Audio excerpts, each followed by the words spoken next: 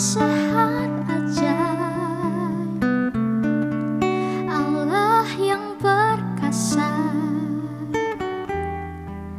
Bapa yang kekal, Raja damai. Sambutlah Dia, Yesus Tuhan, Juru Selamat dunia.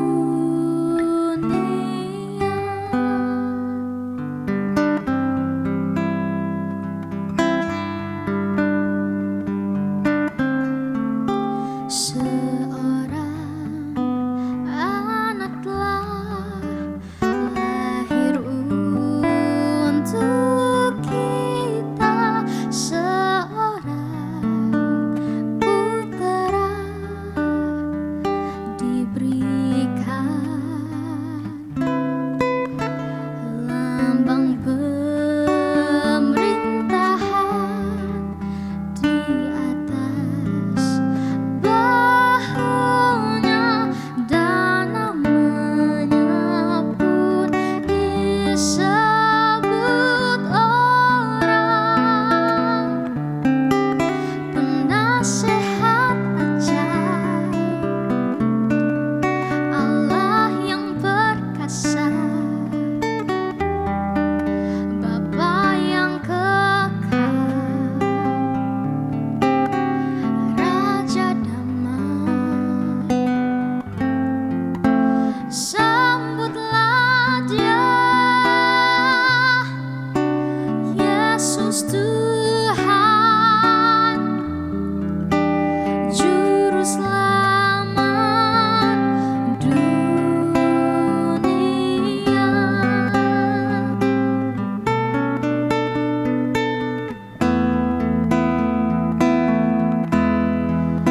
Penasehat ajaib, Allah yang perkasa,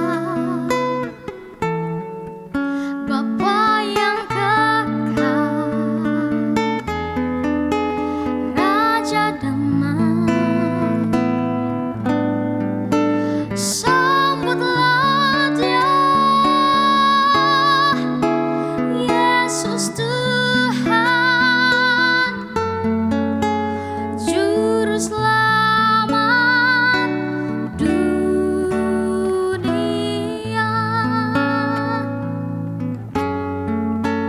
Juru Selamat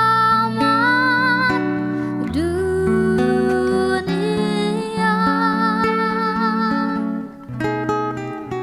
Juru Selamat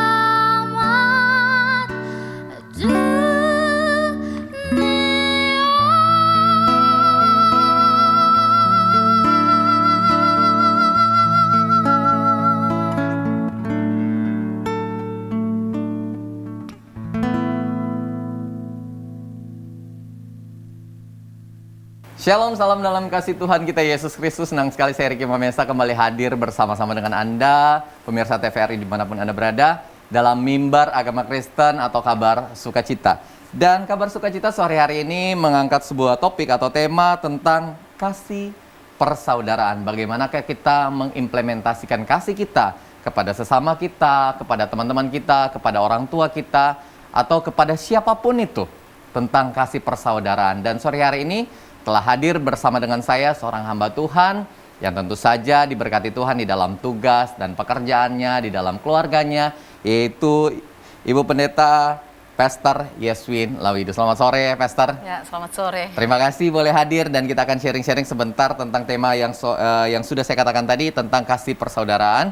Tetapi pemirsa, sebelumnya itu kita akan membuka Kabar Sukacita Mimbar Agama Kristen sore hari ini dengan doa. Saya mengajak kita satu dalam doa, kita berdoa. Terpuji kekal namamu Bapa di sorga, kami sungguh bersuka cita, berbahagia, punya Tuhan yang luar biasa, Engkau Allah tidak pernah meninggalkan kami. Bahkan sampai hari ini kami boleh melihat bagaimana karya terbesar yang Tuhan beri bagi kami. Di masa raya Natal ini kami boleh menikmati anugerah dan kebaikan Tuhan.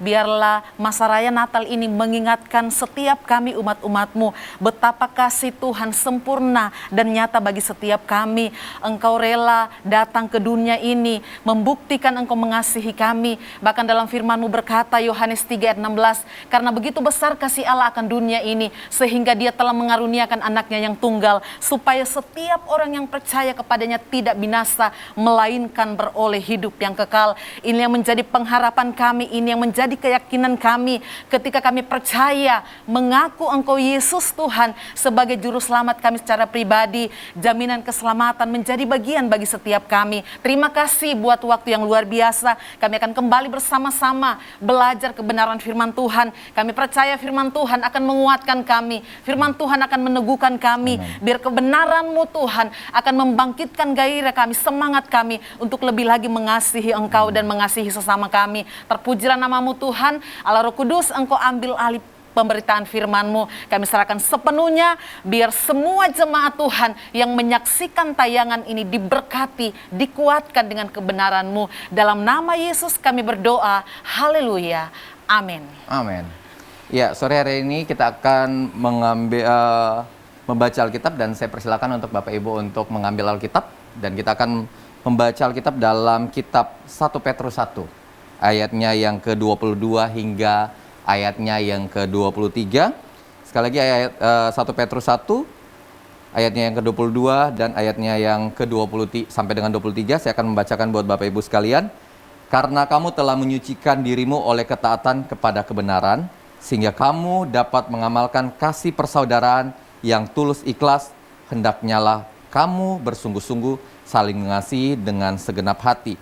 Karena kamu telah dilahirkan kembali, bukan dari benih yang fana, tetapi dari benih yang tidak fana, oleh firman Allah yang hidup dan yang kekal. Saudara, Yesus bersabda, yang berbahagia ialah mereka yang membaca, merenungkan, serta melakukan firman-Nya dalam hidup setiap hari. Bapak Ibu yang terkasih dalam Tuhan, teks yang kita sudah baca bersama pada saat ini, yaitu 1 Petrus 1 ayat 22 hingga ayatnya yang ke-23, di sana menjelaskan bagaimana pada saat itu keadaan jemaat mula-mula itu mengalami tekanan yang luar biasa. Mereka mengalami pergumulan yang luar biasa. Mereka mengalami beban yang begitu berat. Nah, di tengah-tengah tekanan yang dialami oleh jemaat mula-mula pada saat itu, disinilah Petrus terus memberikan mereka semangat, memberikan mereka gairah untuk terus hidup dalam kasih. Perlu kita ketahui bersama Bapak Ibu, jemaat mula-mula sekalipun mereka mengalami tekanan, penganiayaan, penderitaan yang luar biasa, harus kita akui di tengah-tengah tekanan, penderitaan yang mereka alami, ada pertumbuhan yang luar biasa. Dalam Kisah Rasul di sana dijelaskan bahwa mereka itu kian lama kian bertambah. Sekalipun di tengah-tengah tekanan, sekalipun di tengah-tengah masalah yang mereka alami, tetapi tidak membuat mereka untuk tidak bersekutu dengan Tuhan. Firman Tuhan mencatat, kalau Bapak Ibu baca dalam Kisah Para Rasul, di sana mereka berkumpul, mereka bersekutu, mereka belajar firman Tuhan, mereka saling berbagi satu dengan yang lainnya. Itulah sebabnya dalam teks yang kita baca, pada saat ini di sana kembali Rasul Petrus mengingatkan kepada jemaat mula-mula, poin yang akan kita pelajari bersama. Hal yang pertama, teruslah membangun kasih persaudaraan. Kenapa teruslah membangun kasih persaudaraan? Karena memang Petrus menyadari bahwa mereka ini sudah membangun kasih persaudaraan, tetapi yang menjadi ketakutan Petrus, jangan sampai dengan tekanan yang mereka alami, persoalan yang mereka alami, pada akhirnya mereka mulai mundur. Tetapi Petrus terus mengingatkan, teruslah membangun kasih persaudaraan. Itu di ayat yang ke-22 dalam bacaan kita. Saudara, kasih persaudaraan di sini dalam bahasa Yunani itu memakai kata Philadelphia. Nah, Philadelphia artinya itu kasih yang tulus, ya.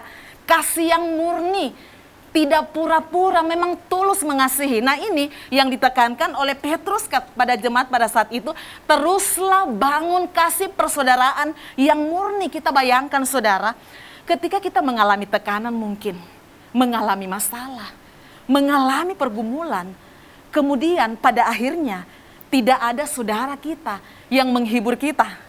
Tidak ada saudara kita yang memberikan kita dorongan mungkin. Tidak ada saudara yang memberikan kekuatan kita atau mendoakan kita. Bagaimana perasaan kita? Saya mengerti apa yang dialami oleh jemaat mula-mula. Dan Petrus memahami keadaan yang mereka alami, itulah sebabnya Petrus terus mengingatkan, teruslah membangun kasih persaudaraan yang murni. Saudara yang terkasih dalam Tuhan, bukankah kasih adalah ciri khas kita sebagai orang percaya? Nah itulah sebabnya di tengah-tengah masalah yang kita alami hari-hari ini, masalah yang kita alami tidak seperti yang dialami oleh jemaat mula-mula. Kita tidak dikejar-kejar, kita tidak mengalami tekanan atau dilarang untuk beribadah, tetapi masalah yang kita alami berbeda. COVID yang melanda bangsa dan kota kita. Mungkin kita mengalami tekanan dalam keluarga kita, dalam rumah tangga kita, dalam ekonomi kita. Saya mau katakan saat ini teruslah bangun kasih persaudaraan. Karena hanya saudara kita yang seiman yang akan terus menguatkan, yang akan terus meneguhkan kita saat kita mengalami masalah dan tekanan apapun. Saya bersyukur saudara, di gereja ini ada komunitas TG, Connect Group. Saudara, di Connect Group itu waktu dan kesempatan bagi kami untuk berbagi satu dengan yang lainnya. Firman yang kami dengarkan pada hari Minggu, kami seringkan kembali dan kami saling menguatkan. Ketika ada teman yang mengalami pergumulan, mengalami sakit, mengalami masalah yang besar, di Connect Group lah itulah kami saling menguatkan. Itulah sebabnya setiap hari Rabu itu rasanya ada sesuatu hal yang kurang kalau kami tidak kumpul, karena di tengah-tengah komunitas itu kami saling membangun, kami saling menguatkan satu dengan yang lainnya. Saya mau bilang itulah kasih persaudaraan. Kita saling membangun, saling menguatkan satu dengan yang lainnya, sehingga pada akhirnya kita menjadi pribadi yang dikenal, menjadi pribadi yang tegar menghadapi apapun seperti yang dialami oleh jemaat mula-mula. Kemudian hal yang kedua yang perlu kita pelajari dari teks ini, sekalipun di tengah-tengah tantangan, persoalan, badai yang mereka alami, Petrus terus mengingatkan dalam ayatnya yang ke-23, hiduplah berdasarkan firman Tuhan. Katakan amin, saudara. Saya mau katakan pada saat ini kekuatan kita menghadapi apapun dengan hikmat kita manusia terbatas. Dengan kemampuan kita, mungkin dengan uang kita, dengan jabatan yang kita miliki, saudara tidak akan mampu mengatasi setiap masalah dan kesulitan yang kita alami. Tapi saya mau bilang, pada saat ini, badai apapun yang kau alami, persoalan hidup apapun yang kau alami, tekanan apapun yang kau alami, hiduplah berdasarkan firman Tuhan. Saya percaya sampai dengan hari ini kita tetap kuat, semua karena kekuatan firman Tuhan. Amen. Katakan amin. Amen. Kita boleh melakukan segala sesuatu, pelayanan, banyak tantangan yang kita alami. Saya tahu itu, saya mengerti. Di tengah-tengah keluarga kita, dalam usaha kita, banyak masalah yang kita alami. Tapi saya mau katakan, kalau sampai hari ini kita menjadi pribadi yang kuat, itu tidak terlepas dari kekuatan firman Tuhan. Amin. Itulah sebabnya betapa pentingnya saya dan saudara terus membaca, merenungkan firman Tuhan. Karena hanya firman Tuhan menjadi kekuatan bagi saya dan saudara. Biar kebenaran ini terus meneguhkan kita, situasi apapun yang kita alami, teruslah bangun kasih persaudaraan. Dan yang kedua, tetaplah berpegang teguh kepada firman Tuhan. Biar firman Tuhan ini memberkati kita sekalian. Amin. Amin. Ya, pemirsa, tadi Pastor Yaswin sudah dengan singkat dan padat ya tentu saja Pastor tentang kasih persaudaraan yang kita ambil dalam 1 Petrus 1 ayatnya yang ke-22 dan ke-23. Kita berbicara tentang kasih. Kata kasih, arti kasih di dalam kekristenan itu seperti apa? Iya, saudara, kasih persaudaraan dalam kekristenan ini lebih dipersempit ya. Iya. Kalau bicara kasih sebenarnya luas, kasih kepada sesama, tetapi pada saat ini konteksnya tentang kasih persaudaraan di dalam kekristenan. Saudara, kasih persaudaraan dalam kekristenan itu adalah satu komunitas orang-orang yang berkumpul dengan satu visi dan misi yang sama untuk membangun iman mereka satu dengan yang lainnya. Sekalipun saya dengan Rizky Mamesa tidak ada hubungan darah. Tetapi saya mau katakan kami ini saudara dalam Tuhan. Tuhan, amin. Karena kenapa? Kami satu gereja, kami satu visi dan misi untuk menjadi pribadi yang mau lebih lagi mengasihi Tuhan. Nah, di dalam komunitas itu saudara, ketika kita katakan kita menjadi saudara seiman, itu artinya di sana ada saling mengasihi. Betul tidak saudara? Dalam komunitas kita, dalam perkumpulan kita mungkin dalam kelompok-kelompok sel tertentu, di sana ada saling mengasihi karena saya merasa dia itu saudara saya, sekalipun tidak ada hubungan darah. Di sana ada saling mengampuni, saling membangun, saling mendoakan satu dengan yang lainnya. Itulah artinya persaudaraan dalam Kristen. Persaudaraan di dalam Kristen yang berbicara dalam konteks kita bergereja, berkomunitas, dan kita bersosialisasi. Betul. Nah, tapi sebelum kita akan sebentar ke sana, kita akan berbicara tentang kasih di dalam lingkup kita bersosialisasi, kita bergereja ataupun kita berkomunitas. Saya akan menarik terlebih dahulu ke dalam lingkup keluarga. Karena kenapa saya sangat suka berbicara tentang keluarga? Karena segala sesuatunya itu di keluarga dulu. Kita terbentuk menjadi seorang pribadi yang baik ataupun tidak. Itu mau tidak mau itu bisa dikatakan benar. Nah, mengenai konteks kasih di dalam persaudaraan, bagaimana seorang orang tua bisa mengimplementasikan kasih terhadap pasangannya, suami dan istri, ataupun terhadap anak-anaknya? Itu sudah jelas. Semua kita memahami bahwa dalam keluarga Kristen itu suami istri itu pasti ada saling mengasihi satu dengan yang lainnya.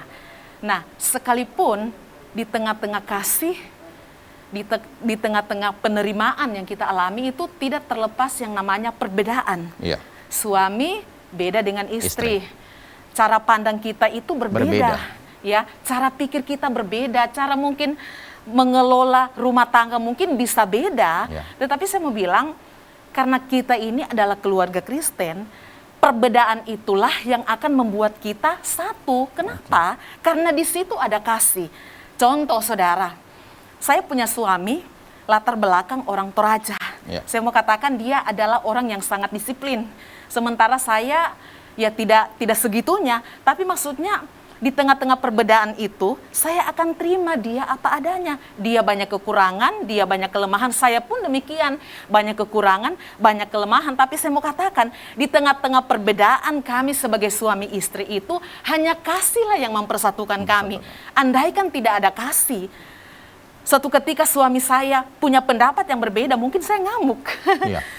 Seandainya tidak ada kasih, ketika suami saya mungkin melakukan kesalahan, bisa saja saya ngambek dan saya mungkin kepahitan, tetapi hanya karena kasihlah saya bisa menerima suami saya, dan begitu pun sebaliknya dia juga menerima saya apa adanya. Jadi harus ada sebuah kata penerimaan. Betul. Nah, terkadang dalam ini karena Pastor Yasin sudah berbicara tentang konteks dalam keluarga, yaitu suami dan istri. Terdapat perbedaan yang ada. Terkadang pola pikir atau cara dari hal-hal kecil itu bisa mengakibatkan sebuah insiden atau sebuah kejadian, baik ataupun buruk. Nah, sebagai seorang istri, ibu rumah tangga yang sudah berkeluarga, untuk memaklumi insiden-insiden kecil itu agar tidak menjadi besar di dalam kasih persaudaraan, konteks keluarga. Saya sih orangnya orangnya mudah memaafkan. Ketika mungkin ada hal-hal yang salah yang dilakukan oleh suami saya, saya itu contohnya kita terbuka saja. Saya orangnya itu kalau di rumah itu suka rapi, suka bersih, tetapi berbeda dengan suami saya. Maksudnya karena mungkin latar belakang dia pria begitu, dia agak sedikit cuek. Nah kadang-kadang bayangkan dari hal-hal kecil saja. Pulang kerja, pulang pelayanan, terus tiba di rumah dengan rumah yang berantakan, bagaimana kira-kira? Pasti pikiran kacau. Seringkali saya alami itu memang beberapa waktu sebelum saya memahami suami saya secara dalam, agak sedikit emosi. Emosi pasti. Ya, saya juga masih manusia. Iya, benar. Kita harus akui itu. Tapi Benar. puji Tuhan, dengan berjalannya waktu, dengan keterbatasan yang dimiliki oleh suami saya mulai memahami, oh ternyata dia seperti ini. Dan akhirnya pelan-pelan saya sampaikan apa yang menjadi isi hati saya, sehingga ketika dia melakukan sesuatu tidak timbul hal-hal yang buruk di hati saya, dan bersyukur kami itu saling terbuka. Nah, dia juga begitu sebaliknya, ketika ada hal Komunikasi. yang salah yang dia tidak tidak suka, sesuai dengan ya. pandangannya, dia itu curhat. Saya tidak suka. Jadi maksudnya sekalipun ada perbedaan yang kadang-kadang membuat kita mungkin hampir-hampir emosi, tetapi keterbukaan, komunikasi itulah yang membuat kita kembali utuh kembali. Bisa menghancurkan tembok Ya, perbedaan betul. itu ya. Menghancurkan tembok perbedaan Ya. antara sudut pandang, Ya, betul. cara berpikir satu dengan yang lain. Kalau tadi itu kita berbicara antara pasangan suami dan Ya. istri. Nah, bagaimana mensiasati atau dalam kasih, setiap orang itu mempunyai musim-musim yang berbeda. Iya, betul. Musim yang berbeda. Mungkin pada saat ini suami posisi lagi baik. Iya, betul. Nah, istri biasa-biasa saja. Iya. Kemudian posisi suami lagi kurang baik. Iya. Tetapi pada saat itu istri juga lagi naik posisinya. Nah, itu bagaimana mensiasati? Iya. Dengan konteks saya sebagai kepala rumah tangga. Iya. Tetapi sebuah hal yang terjadi, saya kurang daripada yang satunya. Iya, mungkin karena kami sesama hamba Tuhan begitu, ada musim-musim hidup itu di mana suami saya ini lagi down begitu ya. Ada waktunya kurang bergairah begitu dalam pelayanan, dengan berbagai hal yang dia hadapi. Kemudian ada saatnya, ada waktunya dia itu sedikit kurang mau untuk beraktivitas. Jadi saya pahami membatasi. Iya, dia ini lagi ndak mood begitu. Iya. Nah, jadi saya sebagai istri, saya harus memahami itu, saya harus mengerti itu, dan saya mengambil waktu dan saatnya untuk memberikan dia support. Kamu ndak boleh seperti itu. Bagaimanapun juga kita ini adalah hamba Tuhan, tanggung jawab kita itu begitu banyak. Saya pahami memang ada musim hidup yang tidak selamanya kita ini semangat, ya tidak selamanya kita antusias. Ada saatnya kita mengalami kejenuhan, tetapi kita sebagai pasangan, sebagai istri harus memahami dia juga ada waktu yang seperti itu. Jadi jangan kita ngotot begitu, pelan-pelan kita masuk dan kita memberikan dia dorongan. Dan saya sebagai istri memberikan dia semangat, support, dan puji Tuhan dia menerima. Nah, sebaliknya saya juga seperti itu. Ada saatnya, ada waktunya saya ini sepertinya malas beraktivitas, malas melakukan pekerjaan, tetapi ketika saya mulai down, suami saya memberikan motivasi. Kita ini hamba Tuhan, dia kembali mengingatkan kita ini sebagai hamba Tuhan, tanggung jawab kita seperti apa. Bagaimanapun masalah yang kita alami, jangan kita menjadi pribadi yang down pada akhirnya terpuruk. Jadi artinya sebagai pasangan suami istri itu kita saling mengingatkan. Jangan biarkan dia larut dalam kejenuhan. Jangan biarkan dia larut dalam kelelahannya. Jadi kita yang peka lihat keadaannya. Karena kalau kita biarkan itu bahaya. Berarti nanti tadi kebablasan. Berarti yang poin pertama tadi komunikasi antara suami dan istri. Yang kedua support system. Kita harus saling mensupport satu dengan yang lain. Nah, itu berbicara dalam hubungan suami dan istri. Bagaimana dengan anak-anak? Iya, anak saya kan kebetulan anak saya cuma satu. Sekalipun hanya satu, memang tidak mudah ya. Sebagai seorang bapak, sebagai seorang mama, tidak mudah kita menjadi orang tua yang betul-betul memberikan yang terbaik bagi anak-anak kita. Saya dan suami itu terus belajar bagaimana menjadi papa yang baik, bagaimana menjadi mama yang baik. Ada saatnya anak saya ini sangat maksudnya hiperaktif begitu ya. Kadang-kadang membuat saya emosi. Orang bilang naik tensi kadang-kadang, tetapi ada saatnya juga kami lihat anak kami ini perilakunya baik.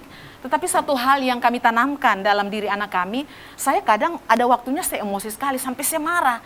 Tetapi ketika saya melakukan hal itu, saya sadar ternyata saya tidak boleh seperti itu, emosi yang berlebihan.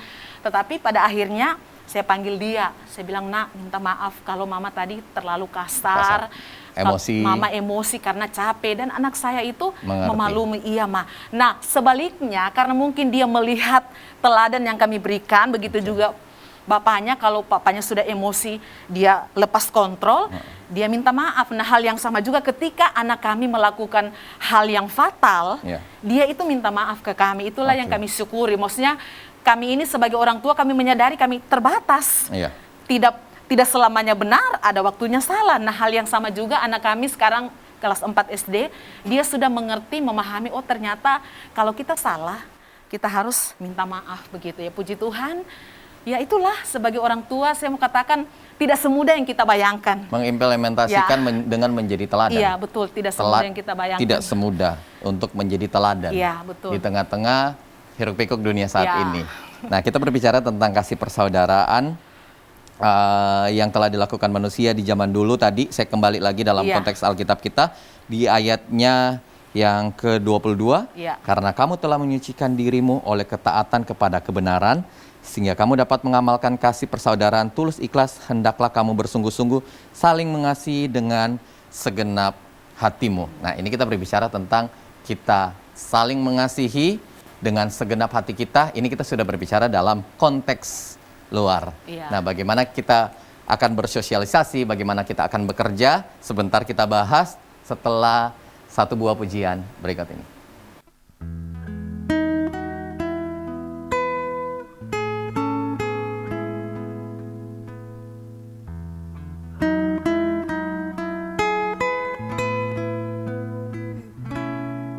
Saat ku berjalan,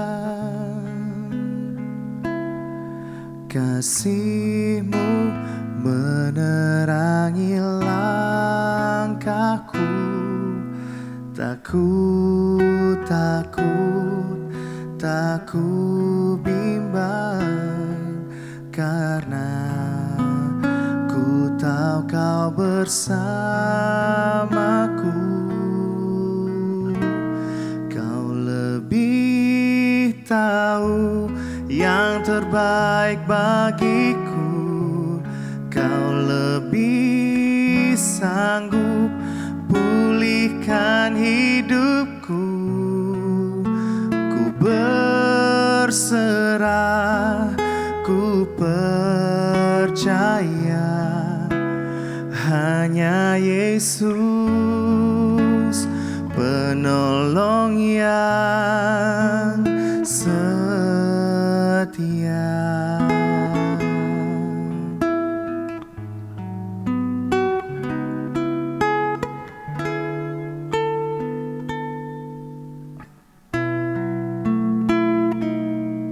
Saat ku berjalan, kasih-Mu menerangi langkahku. Tak ku takut, tak ku bimbang, karena ku tahu Kau bersamaku. Kau lebih tahu yang terbaik bagiku.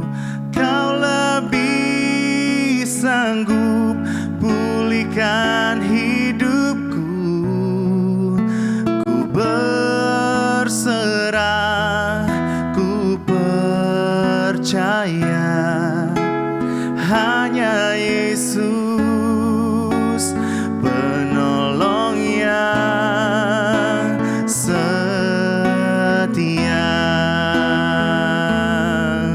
Oh, Kau lebih tahu yang terbaik bagiku. Kau lebih sanggup pulihkan hidupku. Ku berserah, ku percaya, hanya Yesus penolong yang setia. Hanya Yesus penolong yang setia.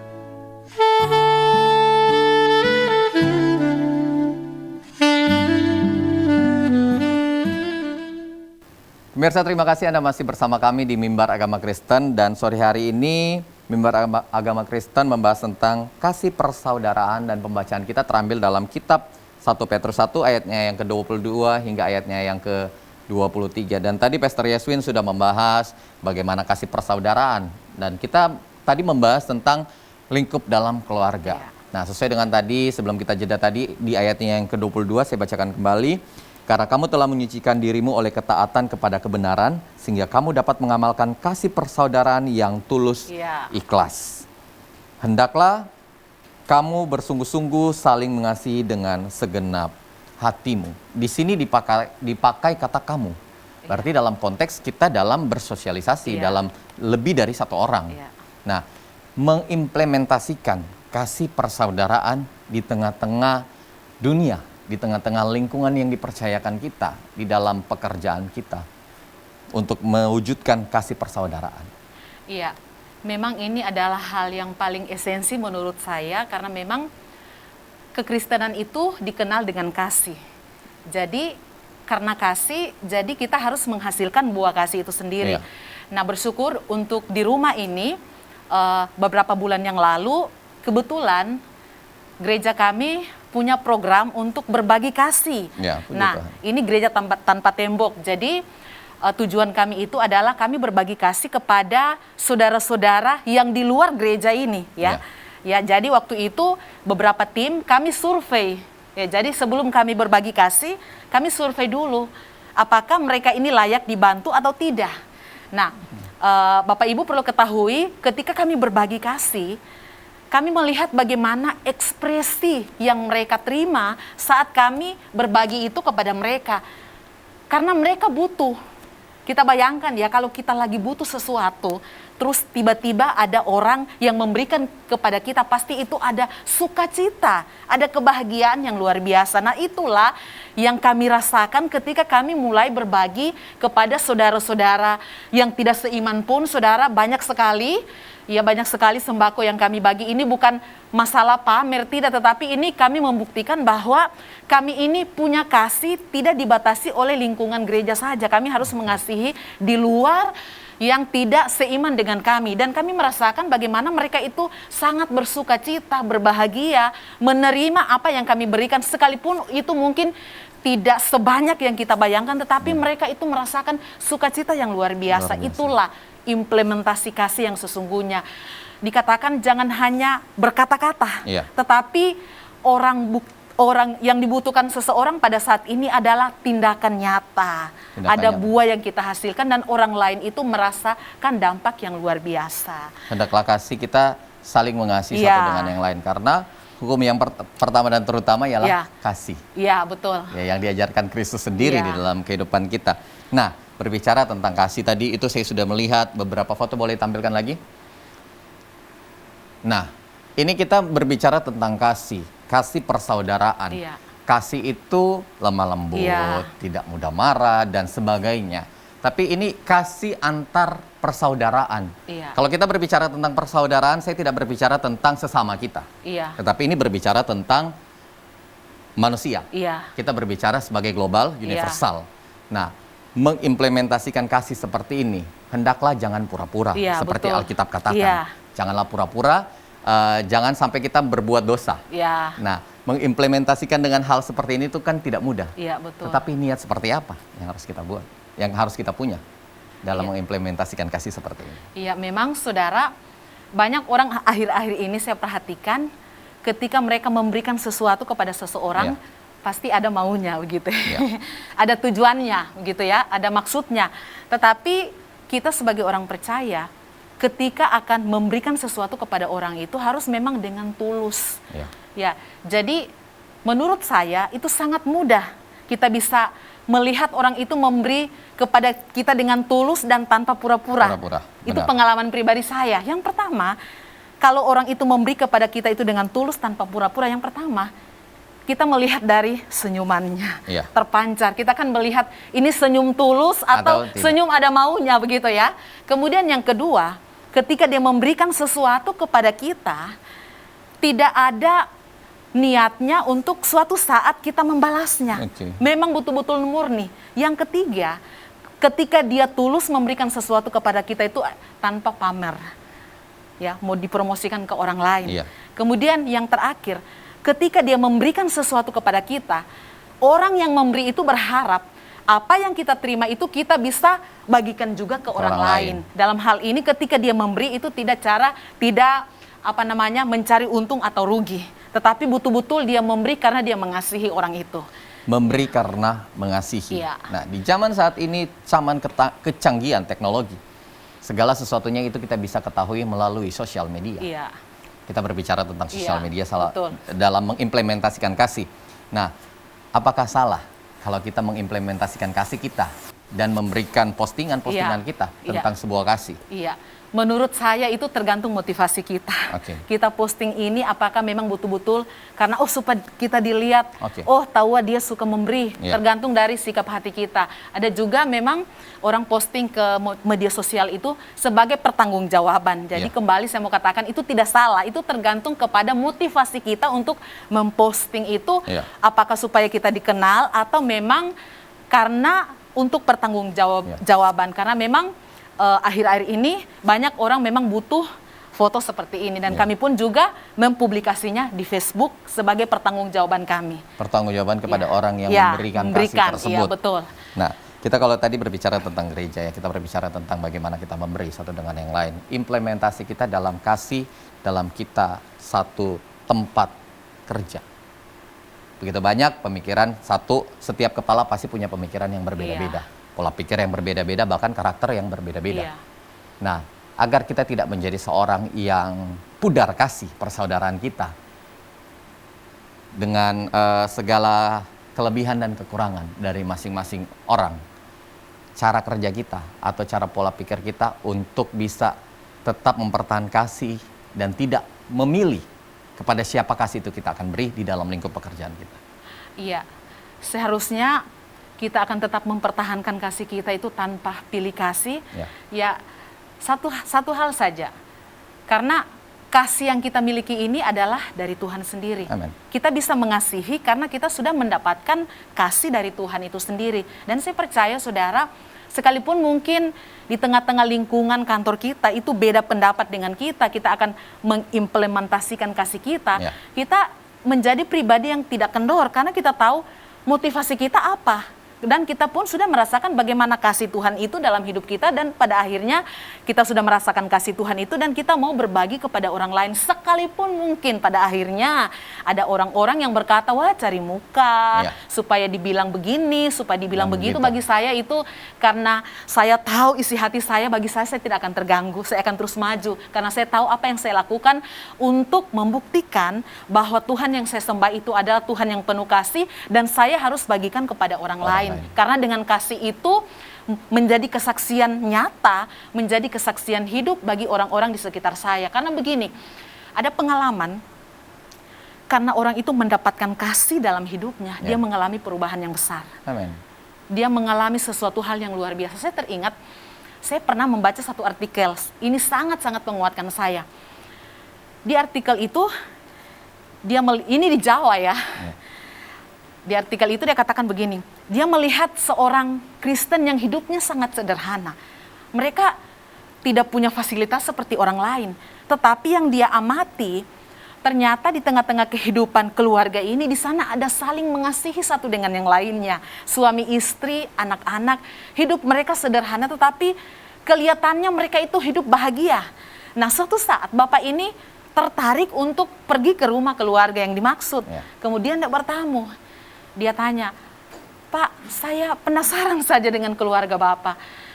Mau bilang pekerjaannya biasa-biasa saja, tetapi saya lihat itu ada kebahagiaan yang luar biasa. Ada cinta kasih yang luar biasa antara suami istri dan anak. Kemudian Bapak ini berkata, apa sih rahasianya? Ya. Tidak ada rahasianya, Pak. Kami bisa akur saling mengasihi ketika kami hadirkan Yesus di tengah-tengah keluarga kami. Dan pada akhirnya Bapak yang dimaksud ini memutuskan, kalau begitu saya ingin seperti Bapak, saya ingin ikut seperti agamanya Bapak. Artinya kasih itu berdampak membawa perubahan bagi orang-orang yang ada di sekitar kita. Itu hanya mereka lihat dari luar, apalagi ketika ada tindakan nyata yang kita lakukan, saya percaya itu dampaknya sangat luar biasa. Dan saya mau tekankan, kasih itu bukan hanya sekedar kata-kata yang manis. Ya. Kasih itu adalah tindakan nyata dan dirasakan oleh orang-orang yang ada di sekitar kita, termasuk teman sekerja kita mungkin, teman kantor kita, tetangga kita, apalagi orang-orang yang ada di rumah kita. Ya itu saja. Berbicara tentang kasih kepada sesama. Terkadang dengan kelebihan-kelebihan yang kita punyai, begitu gampang dan begitu mudah kita mengatakan aku mengasihimu, bahkan mengimplementasikan dengan perbuatan kita. Iya, betul. Tetapi pada saat kita mengalami sebuah tekanan, mengalami sebuah pergumulan ataupun suatu keadaan yang tidak mengenakan, kita dituntut untuk memberikan kasih itu, sementara kita sendiri membutuhkan kasih itu. Betul. Itu tidak mudah. Iya, betul. Bagaimana kita harus berdiri untuk tetap bisa memberikan kasih itu dan membagikan kepada orang lain tanpa dengan kata-kata, dengan sungut-sungut yang ada di dalam hati Saya kita. senang dengan pertanyaan ini karena saya mengalami sendiri. Suatu ketika sekitar 2-3 tahun yang lalu, ya seperti itu, kita harus mengasihi. Di tengah-tengah ketidakberdayaan kita harus memberi, kita harus menolong, itu tidak mudah. Banget. Saya mau makan apa? Uang sekolah anak saya, belum kebutuhan hari-hari, tetapi di satu sisi kita dituntut untuk menolong orang yang membutuhkan. Suatu ketika, kebetulan ada seorang oma-oma tinggal di depan rumah kami. Dan saya melihat oma ini, dia punya anak, tetapi begitu keras Tuhan menaruh di hati saya. Berkati oma ini, dia butuh. Dan seperti ada gambaran, dia ini butuh ini dan itu. Saya pendam. Simpan. Saya pendam 1 hari, gelisah. 2 hari semakin gelisah. 3 hari sampai 1 minggu semakin gelisah. Kegelisahan itu saya sampaikan kepada suami saya. Saya katakan, tidak tahu ya kenapa. Sudah 1 minggu ini Tuhan menaruh sesuatu saya untuk berbagi kepada oma itu. Saya bersyukur suami saya cinta Tuhan, dia sangat meresponi, karena saya katakan, tapi ini kan kita mau beliin ya ibu-ibu biasalah, berbagai pertimbangan. Suami saya katakan, kalau itu Tuhan suruh, jangan tahan. Singkat cerita, kami pergi belanja, terus ini dan itu, saya bawalah ke oma itu. Apa yang terjadi? Setelah saya memberikan itu, oma ini berlinang air mata. Saya butuh itu, nak. Dan ketika saya memberikan itu, rasa bersalah saya yang saya simpan selama satu minggu, ketika saya berikan itu seperti ada sesuatu yang terlepas, saya mengalami sukacita dan damai sejahtera. Nah, pada saat itu memang uang kami cuma segitu, tetapi suami saya katakan kalau itu disuruh berikan. Silakan. Tapi memang pelong sukacita, dan setelah kami memberikan, apakah kami kekurangan? Kadang-kadang itu kan sulit bagi kita. Di tengah-tengah kekurangan, kita harus menolong orang yang membutuhkan. Kekhawatiran kita lebih menutupi. Khawatir dengan apa yang akan kita perlukan. Tetapi saya mau katakan dengan pengalaman yang saya alami, saya mau berbagi, ketika itu Tuhan menaruh di hati saudara, lakukan dan jangan pernah tahan. Tuhan pasti menolong, Tuhan pasti memberkati, bahkan apa yang tidak pernah kita pikirkan itu Tuhan sediakan bagi setiap kita. Itu namanya kasih. Berkorban. Ya, tidak mudah dengan sebuah pengorbanan. Betul. Nah, kata-kata pengorbanan ini saya suka sekali. Pengorbanan, terkadang kita sudah berkorban. Sudah memberikan apa yang kita beri kepada orang lain dengan tulus dan ikhlas. Tetapi pada satu saat kita mengalami suatu permasalahan dan kita menuntut seseorang atau beberapa orang untuk bisa membantu kita. Nah, tetapi pada saat kita mau dibantu, mereka tidak bisa membantu kita. Mereka tidak bisa membantu kita dan kita mengingat flashback 1 tahun, 20 tahun, bahkan beberapa puluh tahun yang kemarin, papa saya pernah tolong dia atau siapapun atau dirinya pun sendiri pernah menolong. Dan kata-kata itu terucap pada saat kita di dalam kesesakan kita. Kemarin saya pernah menolong dia, tetapi pada saat di masa-masa sulit ini, kenapa saya tidak ditolong dia? Apakah itu bisa dikatakan ikhlas yang dahulu yang kita sudah lakukan, dan pada saat kita merasa kesesakan, kita mengeluarkan hal yang pernah kita ikhlaskan kembali? Yang jelas, ketika orang ikhlas memberikan sesuatu kepada orang lain, dia tidak akan pernah menuntut balasan. Ya. Ya sekalipun mungkin kita sudah pernah menolong orang, saya juga sering mengalami seperti itu. Saya sudah tolong keluarga saya seperti yang Pak Rizky katakan, dan ada saatnya, ada waktunya saya ini butuh, dan kadang-kadang saya terbesit mengharapkan mereka membantu Ya, saya, ya. tapi maksudnya saya bersyukur, oh iya Tuhan, saya belajar ternyata ketika kita tulus, jangan kita mengingat pemberian kita kepada orang lain. Ya. Tidak usah kita ingat apalagi mengungkit-ngungkitnya, karena saya percaya kita sudah mendapatkan upahnya. Saat kita mengungkit apa yang kita berikan kepada orang lain, saya mau katakan itu tidak tulus. Ya. Karena kalau kita tulus, kita tidak Tidak akan akan. pernah mengharapkan Bahkan balasan. kita sudah melupakan. Iya, dari apa yang kita berikan kepada orang lain. Nah, kata tulus, ikhlas itu adalah sebuah kasih. Iya. Implementasi dari kasih kita. Kasih kita kepada sesama, kasih kita kepada orang lain. Nah, dengan kasih yang tulus dan ikhlas tetapi dikecewakan. Dikecewakan dalam artian tidak sesuai dengan ekspektasi-ekspektasi yang Iya. kita bangun. Ekspektasi yang terlalu tinggi ataupun yang di luar dari kemampuan kita sendiri untuk bisa mendapatkan balasan, Iya. atau untuk bisa mendapatkan kasih itu kembali ke kita. Untuk kita bisa dengan hati tenang, dengan hati bersyukur bahwa bukan waktu dari dia, Iya. harus sikap atau teladan hati yang seperti apa. Iya, memang maksudnya tidak mudah ya, Iya. manusiawi lah.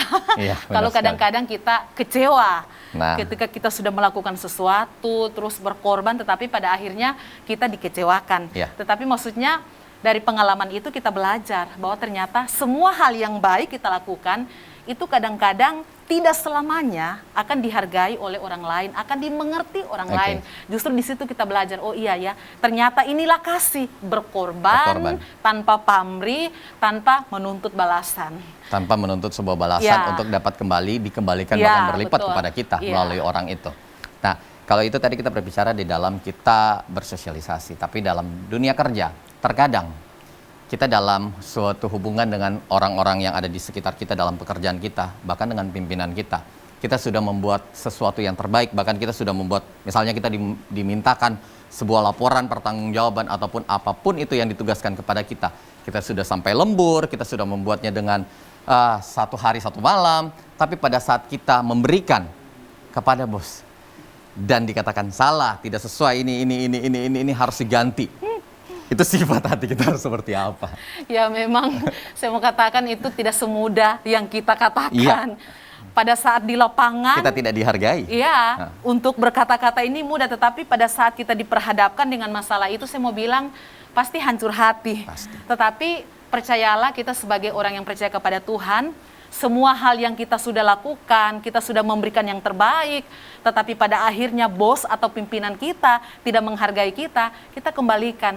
Tuhan, saya sudah lakukan bagianku, pimpinan saya mau hargai atau tidak, itu jadi urusannya Tuhan. Dan saya percaya semua hal yang kita lakukan dalam pekerjaan dengan ketulusan, mungkin saat itu kita belum mendapatkan upahnya, tetapi percayalah, suatu saat, suatu waktu nanti apa yang kita lakukan itu tidak pernah sia-sia. Amin. Jadi saya mau katakan bahwa kita mau dihargai atau tidak, tetap lakukan yang terbaik, di kantor kita, pekerjaan kita. Memang kadang-kadang orang-orang kadang tidak menghargai, mungkin pimpinan kita tidak menghargai, tapi saya mau katakan teruslah lakukan yang terbaik. Terus. Karena apa yang kita lakukan itu adalah kita lakukan untuk Tuhan, bukan hanya saja untuk bos kita, dan Ya. Tuhan yang menilai apa yang kita lakukan itu tulus atau murni. Tulus Ya. ataupun murni. Ya. Nah, hal yang kita dapatkan apabila ekspektasi kita tidak tercapai yaitu kekecewaan. Iya. Untuk mengobati rasa kecewa yang tidak berlarut-larut dan tidak terlalu dalam sehingga bisa berefek kepada kehidupan dalam pekerjaan kita ataupun Iya. dalam hubungan kita dengan sesama. Rasanya ataupun cara untuk tidak berlarut-larut dalam hal kekecewaan.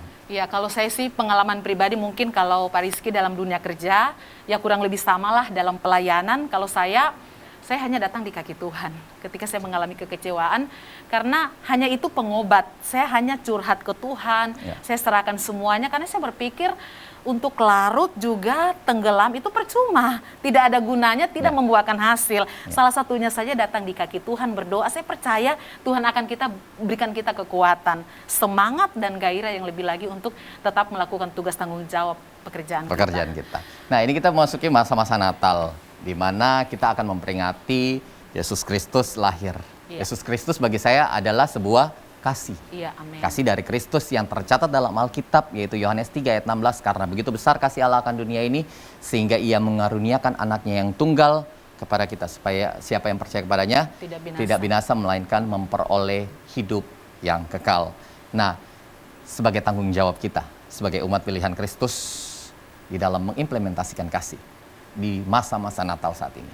Iya, kita semua sudah merasakan bagaimana kasih Tuhan itu nyata. Kasih Tuhan itu hadir dalam hidup kita. Nah, sebagai orang percaya, sebagai tanggung jawab kita, kita harus membagikan kasih itu kepada sesama kita, karena kita sudah menerima keselamatan yang daripada Tuhan. Kasih itu tidak saja berbicara tentang apa yang kita berikan kepada orang lain secara materi dan lain sebagainya, tapi kasih itu lebih berbicara bagaimana kita mengajak orang untuk percaya kepada Tuhan, supaya mereka tidak mengalami kebinasaan yang kekal. Karena itulah visi Tuhan. Dia mau kita semua diselamatkan. Tidak ada satupun yang binasa, tapi yang Tuhan mau semua kita percaya dan mengaku Yesus sebagai Tuhan dan Juru Selamat kita. Mungkin ada di tengah-tengah keluarga kita, kita mengasihi mereka, mari doakan mereka. Mari buktikan kasih kita, doakan mereka sehingga suatu saat nanti mereka juga merasakan kasih yang seperti yang kita rasakan saat ini, yaitu kasih Tuhan. Kasih Tuhan. Nah, di masa-masa Natal ini, di akhir pengunjung kita dalam mimbar agama Kristen ini, apa yang ingin Pastor Yeswin katakan untuk Natal 2021 yang kita ketahui sepanjang 1 tahun atau 2 tahun ini kita mengalami pandemi COVID-19 yang mewabah seluruh dunia dan berdampak di ekonomi, bahkan banyak kasih yang pudar karena lebih banyak selfish atau lebih banyak mengutamakan diri sendiri di saat-saat seperti ini. Iya, memang saya menyadari bahwa di tengah-tengah pandemi yang kita alami ini, kita mengalami banyak tekanan, banyak masalah, tetapi saya mau mengajak kita semua umat Kristiani yang menyaksikan tayangan ini, biar di momen Natal ini, sekalipun kita mengalami tantangan, kita mengalami kesulitan, mungkin kita mengalami sakit penyakit, tetapi biarlah momen Natal ini menjadi Natal yang indah. Saya katakan Natal itu menjadi berarti ketika kita terus mengasihi satu dengan yang lainnya. Mengasihi pasangan kita, mengasihi orang-orang di sekitar kita. Kita saling mengasihi satu dengan yang lainnya. Karena apa? Kasih itu adalah sesuatu hal yang sangat bernilai. Bahkan kasih itu adalah ciri khas kita sebagai orang percaya. Kemudian yang kedua, saya terus menekankan situasi, kondisi apapun yang sedang kita alami, biar di momen Natal ini kita menjadi pribadi yang semakin mencintai hadirat Tuhan. Terus datang di kaki Tuhan, memuji menyembah Tuhan, karena itulah yang menjadi kekuatan kita, tidak ada yang lain. Saat kita datang menyembah Tuhan, memuji Tuhan, pasti ada kekuatan, ada sukacita, bahkan ada damai sejahtera. Kemudian yang terakhir, biar di momen Natal ini kita jadikan firman Tuhan menjadi bacaan yang terus kita cintai setiap hari, yang menjadi gaya hidup kita. Karena ketika kita menjadi pribadi yang mencintai firman Tuhan, dan kita menjadi pribadi yang mau terus dekat kaki Tuhan, pasti kita akan mengeluarkan buah yang baik. Siapakah guru kita? Yaitu pribadi Yesus Kristus sendiri. Kita akan menjadi seperti siapa yang kita sembah, kita akan menjadi seperti siapa guru kita. Nah, guru kita adalah Tuhan Yesus sendiri, sehingga hidup kita berdampak di tengah-tengah keluarga, pekerjaan, bahkan dimanapun kita berada. Lewat hidup kita, hanya nama Tuhan yang dipuji dan dipermuliakan. Amin. Ya, hendaklah kasih itu diimplementasikan tanpa harus merasakan atau ingin mendapatkan balasan dari orang yang kita beri.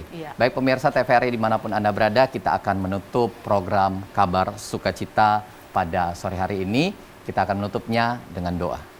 Ya, kita berdoa. Tuhan Yesus, kami sungguh bersukacita Kami boleh menikmati kebaikan Tuhan. Terima kasih buat firman Tuhan yang boleh kami dengarkan. Biar firman Tuhan ini menjadi pegangan bagi setiap kami. Kami menjadi pribadi yang terus membangun kasih di antara satu dengan yang lainnya. Lebih daripada itu Tuhan, kami menjadi pribadi yang terus bergaul dengan firman Tuhan. Bahkan kami menjadi pribadi yang terus datang di hadirat Tuhan melalui pujian penyembahan kami. Semua jemaat Tuhan yang menyaksikan tayangan ini, mereka semua diberkati, dipelihara oleh Tuhan. Apapun itu yang menjadi pergumulan mereka, kami percaya bersama dengan Tuhan mereka cakap menanggungnya. Terima kasih, kami sungguh bersuka cita untuk hadirat Tuhan, untuk firman Tuhan yang boleh kami dengarkan. Engkau meteraikan, kami menjadi pelaku firman yang berkenan di hati Tuhan. Terpujilah namamu Tuhan, kami bersyukur dalam nama Yesus, haleluya, amin. Amin. Ya pemirsa TVRI dimanapun Anda berada, hendaklah kasih kita dirasakan oleh banyak orang, sehingga orang melihat Kristus di dalam hidup kita. Demikianlah Mimbar Agama Kristen, kabar sukacita sore hari ini. Shalom dan Tuhan Yesus memberkati.